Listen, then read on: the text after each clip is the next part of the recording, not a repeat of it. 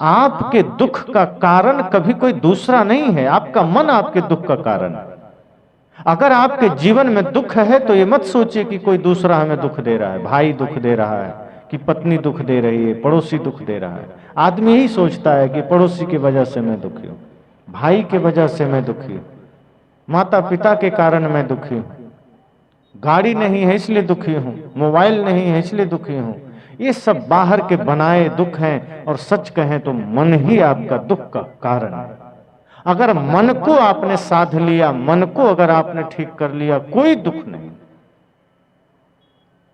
मन आपको दुखी करता है, और गुरु क्या करते हैं, आपको मन को साधने की कला बताते हैं। मन को कैसे साधें, मन को वश में कैसे करें। मन को वश में करने का तरीका ये सत्संग है, ध्यान है। जब हम सत्संग में जाते हैं तो सत्संग के द्वारा हम मन को साधते हैं, ध्यान के द्वारा हम मन को साधते हैं। ध्यान के द्वारा ही मन को स्ववश कर सकते हैं।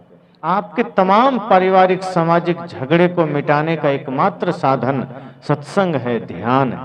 अगर आप ध्यान करते हैं तो सबसे पहले तो मन स्ववश हो जाएगा, और जिसका मन स्ववश हो जाएगा वो गलत देखना ही छोड़ देगा। अभी हम दूसरे का दोष देखते हैं, निगेटिव देखते हैं। कोई आदमी कुछ भी गलत किया, हम उसकी चर्चा शुरू कर देते हैं, वो तो गंदा आदमी, वो तो गलत आदमी। कई लोग कहते हैं क्या करें, अगल बगल सब नशाखोर लोग हैं, मांसाहारी लोग हैं, हम भी वैसा बन गए। आपके आसपास कोई धर्मात्मा है, आप उसको नहीं देखते हैं। आपके आसपास कोई पुण्यात्मा है, आप उससे शिक्षा नहीं लेते हैं। हमारे जीवन में दुखों का कारण हमारा मन है, और हम मन को नहीं साधते, बाकी सब कुछ करते हैं। किसी के लिए हम बढ़िया सोचते ही नहीं हैं, हम सबके लिए गलत सोचते हैं। एक आदमी सदा यही कहता है, क्या करें, भाई हमारा ठीक नहीं है, उसी के वजह से झगड़ा हो रहा है। कोई कहता है क्या करें, हमारी बहू ठीक नहीं है, उसी के वजह से घर में झगड़ा है। कोई कहता है क्या करें, हमारा पड़ोसी ठीक नहीं, उसी के वजह से झगड़ा है। कोई कहता है क्या करें, हमारा बच्चा सही नहीं निकला, उसी के वजह से क्लेश। क्या कभी आप ये सोचते हैं कि क्या करें, हमारा मन ठीक नहीं है, इसी के वजह से सारी समस्या है? आप ऐसा नहीं सोचते। हमारा मन भी खराब हो सकता है, हमारा मन भी गंदा हो सकता है, हम यह नहीं सोचते। संत तो कहते हैं कि आप दूसरे में जब देखिए तो अच्छाई देखिए, और दोष अपना देखिए, अपने मन का देखिए। अपने मन का दोष देखिए, दूसरे का दोष मत देखिए। हम दूसरे का दोष देखते हैं और हम मन को साधते नहीं हैं। मन कितना गंदा करता है, मन आपको कितना नरक में ले जाता है, आप सोचते ही नहीं। आपके जीवन के झगड़े का एकमात्र कारण मन है, दूसरा कुछ नहीं है। आपके जीवन की समस्याओं का एकमात्र कारण आपका मन है, दूसरा कुछ नहीं है। आपके सामाजिक और पारिवारिक जीवन में जो भी कुछ भी घटित हो रहा है गलत, उसका कारण आपका मन है। अगर आज आपका पुत्र आपकी बात नहीं मानता तो क्यों नहीं मानता? आपके बच्चे अगर आपकी आज्ञा पालन नहीं करते, उसका कारण क्या है? कोई दूसरा नहीं है, आपने उसे संस्कार सही नहीं दिया, आपने अपने मन को नहीं साधा, उसका परिणाम आज आपको मिल रहा है। आपके पास जो पर्याप्त है, जो उपलब्ध है, आप उसमें सुखी नहीं हैं। आप उसको देख करके आप ये सोचते हैं कि तो थोड़ा है, इसको बचा लें, किसी दूसरे का और हड़प लें तो सुख मिल जाएगा। तो मन आपको नचाता है, मन आपको परेशान करता है, मन आपको पीड़ित करता है, लेकिन मन को हम समझ नहीं पाते। अब सोचिए, ये शरीर आपको मिला, मन भी मिला, किस लिए मिला? सदगुरु कबीर ने कहा, कबीर मन तो एक है, भावे तहाँ लगाओ, भावे गुरु की भक्ति करो, भावे विषय कमाओ। ये मन भी आपको मिला। एक व्यक्ति है जो इसी मन से गुरु की भक्ति करके शांति पाता है, एक व्यक्ति है जो इसी मन से कुराफात करके अशांति पाता है। एक आदमी है जो इसी मन से साधना करके सत्य को उपलब्ध हो जाता है, शांति को उपलब्ध हो जाता है। एक आदमी है जो इसी मन से गुनाह भाग करके, गलत सोच करके, दूसरों में बुराई देख करके सदा दुखी रहता है, दूसरों को दुखी करता है। एक आदमी है जो इसी मन के द्वारा भजन भक्ति करता है, खान पान शुद्ध करता है। एक आदमी है जो इसी मन के गुलाम होकर बीड़ी तंबाकू गुटखा खाता है। आदमी कहता है क्या करें, मन नहीं मानता है, मन ही आपको दुखी करता है। कोई आदमी नशा कर रहा है, वो कहता है क्या करें, मन ही नहीं मानता। कोई आदमी तंबाकू खा रहा है, क्या करे, मन नहीं मानता। चाय पी रहे हैं, मन नहीं मानता। तो मन आपका मालिक बन गया, आप मालिक नहीं है, मन आपका मालिक हो गया। सदगुरु कहते हैं कि मन आपका सेवक होना चाहिए, मन आपका दास होना चाहिए, मन आपका मालिक बन गया। अब आप नशा किए जा रहे हैं, दुर्व्यसन किए जा रहे हैं, आप उसके गुलाम हो गए। और गजब की बात तो यह है कि लोग धर्म स्थल पर भी कई बार नशा कर जाते हैं। मन के हम इतने गुलाम हो जाते हैं कि हम उसके पीछे पीछे चलते हैं, मन जैसा चाहता है हम वैसा करते हैं।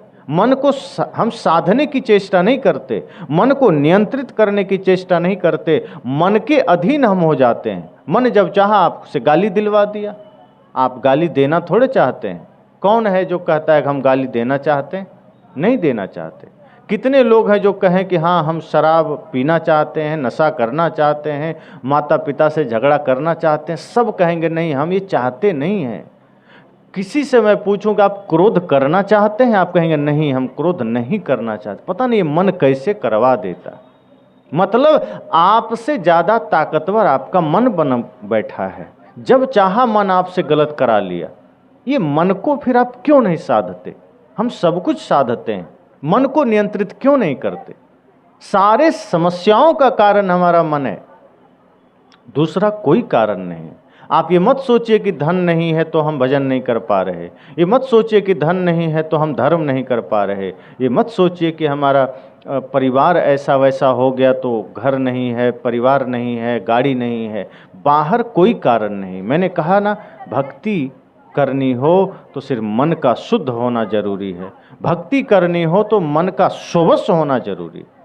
और आपके समस्याओं को, आपके जीवन के सारे दुखों का सारा कारण आपका मन है।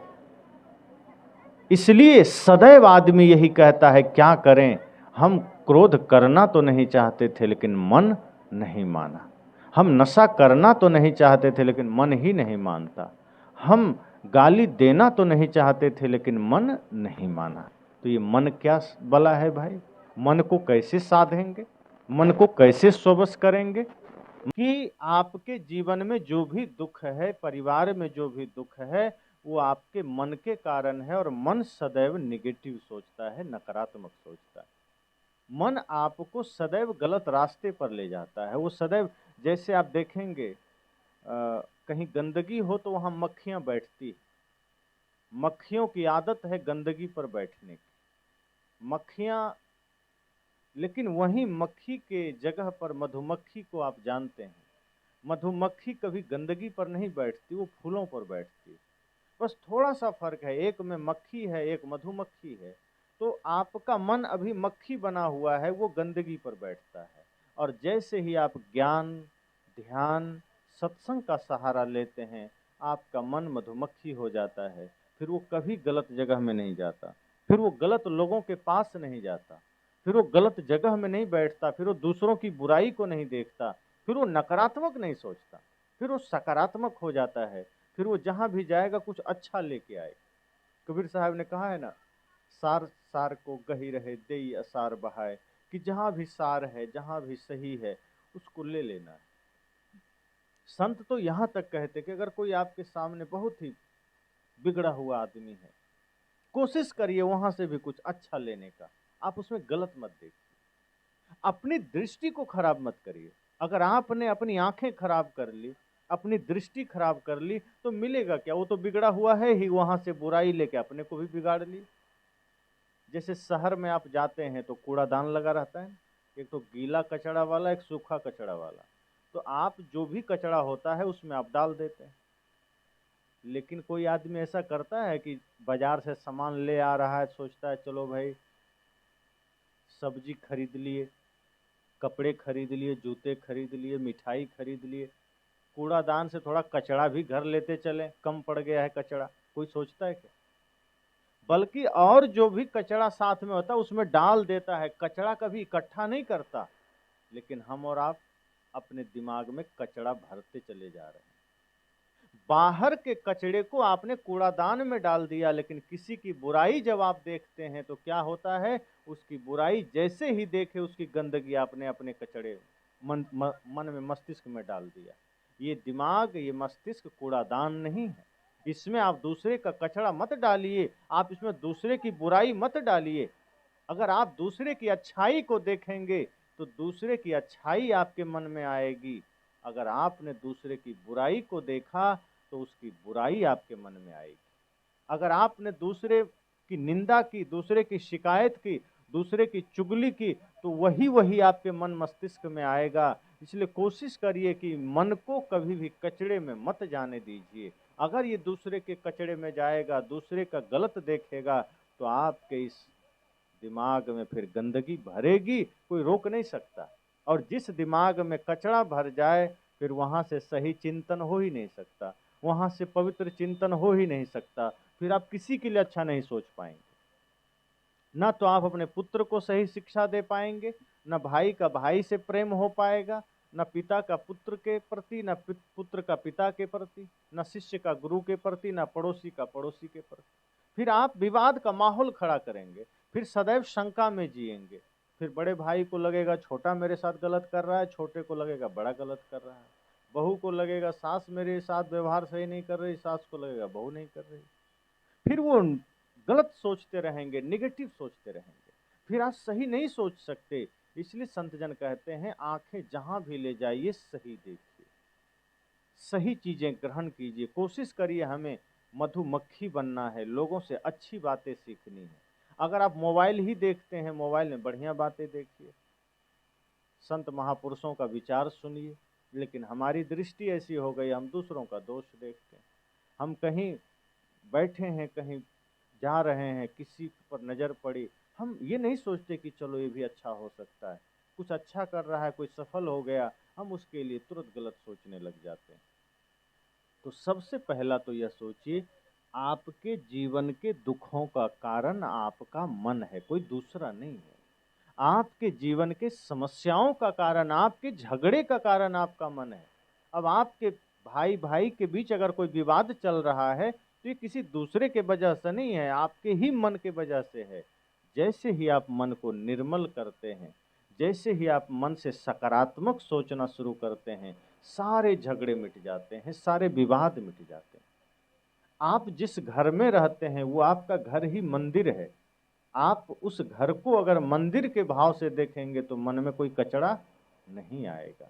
लेकिन हम बाहर तो मंदिर समझ लेते हैं, घर को हम कबाड़ खाना बनाए रहते हैं, और शरीर को तो और ज्यादा कबाड़ खाना बना देते हैं।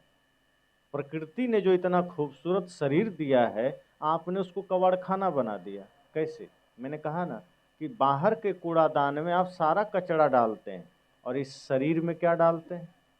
इसमें मांस डाल दिए, मछली डाल दिए, गुटखा डाल दिए, शराब डाल दिए, खैनी, तंबाकू, बीड़ी, जर्दा, न जाने क्या क्या, चाय, सब डाल दिए।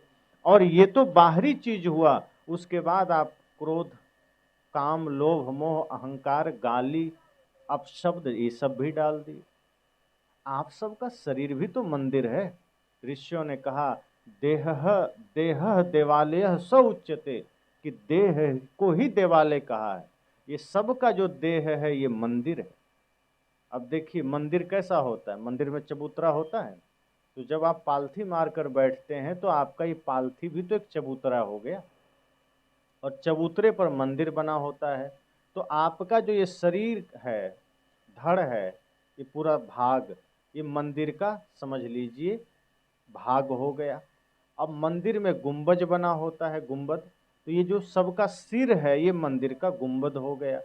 उसके बाद मंदिर में दरवाजे भी होते हैं, तो हर किसी का जो मुख है वो मंदिर का दरवाजा हो गया, और कान और आंख मंदिर की खिड़कियां हो गई। तो आपका शरीर मंदिर हो गया कि नहीं? अब इसमें कहेंगे कि मूर्ति कौन है, भगवान कौन है? तो सबके शरीर में जो आत्मा है वही परमात्मा है, और पुजारी कौन है? आपका जो मन है वही इसका पुजारी है। तो आपका शरीर मंदिर हो गया ना। आपके गांव में कोई मंदिर हो, आप क्या करते हैं? रोज उसको धोते हैं, मांजते हैं, पवित्र रखते हैं, ताकि कोई जाए तो उसको अच्छा लगे। मंदिर जैसी पवित्रता और चंदन जैसी महक अगर आपके भी जीवन में हो जाएगा तो आपका जीवन चलता फिरता मंदिर हो गया कि नहीं? लेकिन आदमी क्या करता है? बाहर के मंदिर के दरवाजे को साफ रखता है और इस मंदिर के दरवाजे को गंदा कर दिया। आपका देह भी मंदिर है और उस देह का दरवाजा क्या है? मुख है। तो मुख में आपने गंदा डाला तो ये मंदिर का दरवाजा गंदा हो गया, और गंदा बोला तो और गंदा हो गया। अब सोचिए, मैं अक्सर कहा करता हूं, संतजन आपको कहते हैं, कितने आश्चर्य की बात है। आपने जो बाहर मंदिर बनाया, आपने जो मंदिर निर्माण किया, वहां आप गंगा जल डाल करके उसको पवित्र करते हैं, उसको आप साफ करते हैं। और जो मंदिर स्वयं परमात्मा ने बनाया, आपका शरीर, ये सबसे बड़ा मंदिर है। तो जो पत्थर का मंदिर है, ईंट पत्थर का, वहां आप गंगा जल डाल रहे हैं, और जिस मंदिर को स्वयं परमात्मा ने बनाया और जहां स्वयं परमात्मा बैठा है, इसमें आप शराब डाल रहे हैं। कितना नासमझी चल रही। जिस मंदिर को आपने बनाया, जो ईंट पत्थर सीमेंट से बना है, उसमें आप अगरबत्ती जला रहे हैं, और जिस मंदिर को परमात्मा ने बनाया, आपका शरीर रूपी मंदिर, यहाँ आप बीड़ी सिगरेट जला रहे हैं, गांजा जला रहे हैं। बाहर के जो मंदिर है, ईंट पत्थर का मंदिर जिसे आपने बनाया है, उसमें आप मेवा, मिष्ठान, बतासे और मिश्री चढ़ा रहे हैं, और जिसको स्वयं परमात्मा ने बनाया, यहाँ आप तंबाकू और गुटखा चढ़ा रहे हैं। तो आप क्या कर रहे हैं? असली मंदिर का अपमान कर रहे हैं। जैसे बाहर के मंदिर की स्वच्छता आप रखते हैं, उसी तरह जब आपका शरीर भी स्वच्छ हो जाएगा, आपका शरीर रूपी मंदिर भी पवित्र हो जाएगा, तो इसी में आप बढ़िया सोचने लगेंगे, फिर बढ़िया बोलने लगेंगे। इसलिए संत जन कहते हैं कि आपका शरीर मंदिर है, इसको गंदा मत करिए। अगर आप शरीर में गंदगी डालेंगे, भोजन ही नहीं, विचार भी अगर आपने गंदा डाल दिया, किसी का निंदा शिकायत चुगली डाल दिया, दोष डाल दिया, हिंसा व्यभिचार डाल दिया। अब है ना, कई बार कोई कहीं झगड़ा हो रहा है, आदमी खड़ा हो जाता है सुनने के लिए। वो धीरे धीरे क्या होता है, आप कहीं किसी झगड़े में शामिल हो गए, अगर आप उस झगड़े को रोक नहीं रहे हैं, आप उसमें शामिल हो रहे हैं, तो उस झगड़े का प्रभाव आपके मन पर होगा। कहीं कोई गाली दे रहा है, आप सुनने लग गए, उसकी गाली का प्रभाव आपके मन पर होगा। कुछ गलत दृश्य है, आप रुक गए, उसका प्रभाव आपके मन पर होगा। संत जन कहते हैं, गलत जहां भी दिखे वहां से मन हटा लीजिए, वरना आपके मन मस्तिष्क में वो गंदगी आके जम जाएगी, और वही भीष्म पितामह वाली हालत हो जाएगी कि आपके आंखों के सामने गलत होता रहेगा, आप खुद गलत करते रहेंगे, लेकिन जीवन में कोई बदलाव नहीं आएगा। आप नहीं अच्छा सोच पाएंगे, आप अच्छा कर नहीं पाएंगे, आपके मन में संकल्प ही नहीं आएगा अच्छा करने का। लेकिन जब आप अपने मन को गुरु भक्ति में लगाएंगे, गुरु के चरणों में लगाएंगे, तो गुरु का आशीष आपको मिलेगा, फिर आप अच्छा सोचेंगे। फिर चूंकि यहाँ कोई 1000 साल जीने वाला नहीं है। अभी मैं पूछूं यहाँ 200 साल वाले कोई बैठे हैं? कहेंगे नहीं, कोई नहीं मिलेगा। पूरे भारत में 200 साल वाला नहीं मिलेगा, बल्कि पूरी दुनिया में नहीं मिलेगा। ऐसा कोई नहीं होगा जो जिसकी उम्र 200 साल होगी। तो क्या हम और आप 100 साल बाद रहेंगे? 150 साल बाद रहेंगे? कोई नहीं रहेगा। और जब हम और आप नहीं रहेंगे तो आपका धन, हमारा धन रहेगा? शरीर ही नहीं रहेगा तो धन कहाँ रहेगा? तो धन का क्या है काम? शरीर का क्या काम है? ये जो शरीर मिला है ये अस्थाई नहीं है, इसका काम क्या है? इसको सेवा में लगा दीजिए, इसको परोपकार में लगा दीजिए, अपने जीवन का कल्याण करिए और समाज कल्याण में लगा दीजिए, वरना ये शरीर राख हो जाएगा। और जिस दिन राख हो जाएगा उस दिन आप कुछ नहीं कर पाएंगे। जिस दिन शरीर लाचार हो जाएगा, एक गिलास पानी भी नहीं उठेगा, उस दिन आपको ख्याल आएगा कि हमने धर्म क्यों नहीं किया। तब लगेगा कि बाहर जितना भी हमने किया सब व्यर्थ हो गया, अब तो बेटा भी पानी देने को तैयार नहीं। और तब याद आएगा कि अच्छा होता भजन कर लेते, गुरु की भक्ति कर लेते, तो शायद कुछ हमारे खजाने में जमा हो जाता। हमने तो वो काम किया है जो बेटा पहले ही बांट लेगा, पड़ोसी बांट लेगा, कोई लूट लेगा। वो धन हमने कमाया नहीं जो साथ जाएगा। जब आदमी के भीतर से प्राण निकल जाता है और जब शरीर को मरघट पहुंचा दिया जाता है, तो मानो वो आत्मा, वो शरीर पूछता है किससे? मृत्यु से, कि मुझे किसने ला के अंधेरे में छोड़ा है। अब यहाँ हम लोग लाइट जला के बैठे हैं, नहीं कुछ तो दिया जलाएंगे, लेकिन जब आदमी मर जाता है तो शमशान घाट में लाइट जलती है। उस अंधेरे में सदा सदा के लिए आदमी वहां समा जाता है। तो उस अंधेरे में मानो वो शरीर कह रहा है कि किसने मुझे अंधेरे में छोड़ा है। तो मृत्यु कहती है जिसके लिए तुमने जीवन भर धन को जोड़ा है उसी ने तुम्हें अंधेरे में लाके छोड़ा है, कोई दूसरा नहीं छोड़ा है। अच्छा होता कि तुम कुछ धर्म का काम कर ले जाते, अच्छा होता किसी भूखे को भोजन करा देते, अच्छा होता किसी प्यासे को पानी पिला देते, अच्छा होता किसी लाचार का सहारा बन जाते, अच्छा होता तुम्हारा बल किसी कमजोर का काम आ जाता, अच्छा होता तुम्हारा धन किसी गरीब के काम आ जाता। जितना है उतना में ही सेवा करते चलो। संत ये नहीं कहते जो है लुटा दो, संत ये कहते हैं कि तुम भी खाओ और बन पड़े समाज राष्ट्र की सेवा भी करो, गुरु की सेवा भी करो। क्योंकि जो आप सच्चे मन से परोपकार करते हैं वही आपका असली धन होता है, और जो सिर्फ अपने लिए यूज करते हैं वो खत्म हो गए, वो आपके शरीर पर चला गया। लेकिन जो तन से आप सेवा करते हैं, मन से सेवा करते हैं, धन से सेवा करते हैं, निष्काम भाव से, यहाँ भी ध्यान देने की बात है कि आपने किसी को दान दे दिया, अगर आप दान के पीछे कामना हो गई कि मैंने दान दिया इसका फल मुझे मिले, दान आपका खत्म हो गया। आपने किसी की सेवा कर दी और कामना हो गई कि सेवा का फल मुझे मिले, उस सेवा का फल आपको नहीं मिलेगा। आपने यह करना है कि आप यह सोचिए कि मेरा धर्म है, मेरा कर्तव्य है, मैंने किया, बस मुझे कुछ नहीं चाहिए। और सच तो यह है कि जो व्यक्ति इस भाव से सेवा करता है कि नहीं मैंने किया, मुझे कुछ नहीं चाहिए, सदगुरु कबीर कहते हैं जिनको कुछ नहीं चाहिए वही शाहंशाह, कि जिसको कुछ नहीं चाहिए वही सम्राट बन जाता है, उसी को सब कुछ मिल जाता है। और जो कामना कर लिया कि मुझे कुछ मिल जाए बदले में, उसकी सेवा, उसका धर्म, उसका परोपकार, उसका पुण्य वहीं खत्म हो जाता है। तो मैंने कहा कि जब मन को आप पवित्र कर लेंगे तब समझ में आएगा कि इसी जीवन में रहते, इसी शरीर में रहते हमको भक्ति कर लेनी है, इसी शरीर में रहते हमको धर्म का काम कर लेना है, इसी शरीर में रहते हमको परोपकार का काम कर लेना है। पता नहीं मौत कब आ जाए, कोई जानता है? वो बता के थोड़े आएगा, और कई बार बता के भी आता है तो आदमी नज़रअंदाज कर देता है, आदमी ध्यान ही नहीं देता। इतना हम भूल जाते हैं दुनियादारी में कि ख्याल ही नहीं करते कि यहाँ से जाना भी है, इसलिए हम पुण्य का काम नहीं करते हैं, पाप किए चले जाते हैं। एक शरीर से पाप होता है, एक मन से पाप होता है। आदमी सबसे ज़्यादा पाप मन से करता है। आप शरीर से कोई पाप करते हैं उसकी सजा आपको न्यायालय भी दे देता है, बाहर कोई दे देता है, लेकिन जो पाप आप मन से करते हैं उसकी सजा आपको यहाँ बाहर नहीं मिलेगी, लेकिन मृत्यु उसकी सजा देगी, भयंकर सजा देगी, और वो सबसे बड़ा पाप है।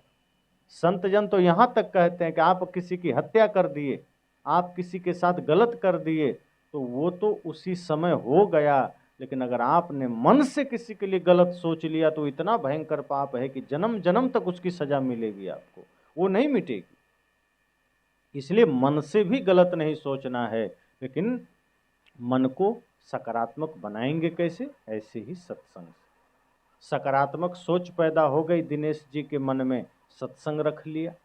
नहीं तो लोग ऑर्केस्ट्रा करते हैं, नाच करते हैं, नौटंकी करते हैं, अपना भी डूबते हैं, दूसरों को भी डुबाते हैं। लेकिन दिनेश जी के मन में हुआ कि नहीं, हमें गुरु जी को लाना है, सत्संग करना है, बड़ी श्रद्धा, बड़ी आस्था, सत्संग रखा, आप सब आए, सत्संग लाभ मिल रहा है। संत जन कहते हैं और हमारे शास्त्र भी कहते हैं कि जो यथार्थ संत हैं, सच्चे संत हैं, उनका दर्शन भी आपका बहुत सारा पाप काट देता है। सच्चे संत का दर्शन भी बहुत बड़ी बात है, और यदि उनका ज्ञान सुनने को मिल गया तो समझना आपने जीवन में जरूर कोई पुण्य किया होगा जो आज ये मौका मिला। गुरु की सेवा का जिनको मौका मिल गया वो तो और ज्यादा सौभाग्यशाली है, जिनको गुरु के सेवा का लाभ, गुरु को भोजन कराने का लाभ मिल गया, गुरु के सेवा, गुरु का संगत, गुरु की वाणी, गुरु का आदर्श जिनको मिल गया वो बिरले सौभाग्यशाली होते हैं। तो ये अवसर मिल गया, और यही है सकारात्मक सोचना। तो आप सकारात्मक जब सोचते हैं तो आप आधी समस्या खुद मिटा लेते हैं, और यदि आप नकारात्मक सोचने लग जाते हैं तो आपके जीवन में इतनी भयंकर समस्याएं पैदा हो जाती है कि आप कई बार सफल होते होते असफल हो जाते हैं। आपके जीवन में असफलताओं का चारों तरफ घेरा लग जाता है। इसलिए मैंने कहा कि अगर हम अच्छा सोचें, सकारात्मक सोचें, तो इस संसार में हमें कोई दुखी नहीं कर सकता। और उससे एक फर्क ये पड़ेगा कि हम सही गलत का निर्णय कर सकेंगे।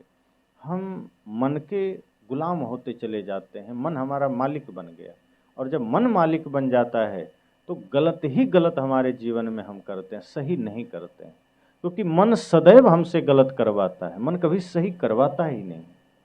जैसे ही मन मालिक बनता है वो आपसे पाप करवाना शुरू कर देता है, लेकिन जब आप मालिक बनते हैं तो आप मन से फिर अच्छे कार्य करते हैं, फिर आप अच्छे चिंतन करते हैं।